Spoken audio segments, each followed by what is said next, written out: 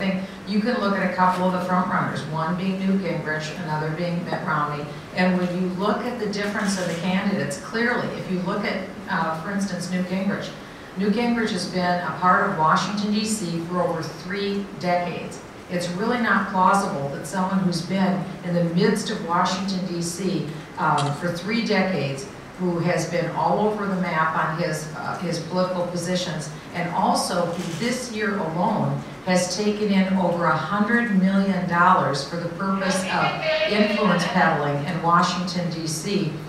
His offices are located on the Rodeo Drive of Washington, D.C., which is K Street. And that influence peddling is not consistent with trying to portray yourself as an outsider. His positions have been, he's the original author of the Obamacare backbone, which is the individual health care mandate. He's been for the $700 billion Wall Street bailout. He was for going into Libya.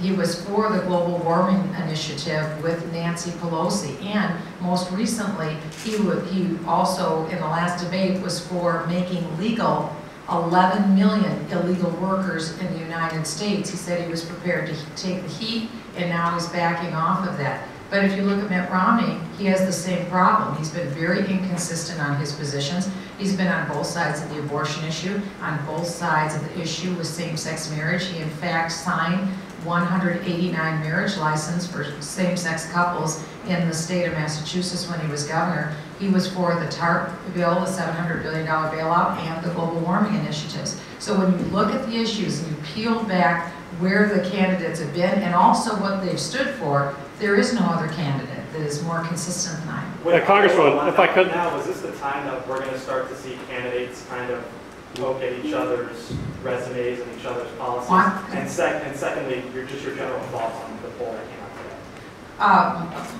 My position is here just to bring clarity. It's not to be negative, it's to bring clarity, and I think that's what the voters are looking for.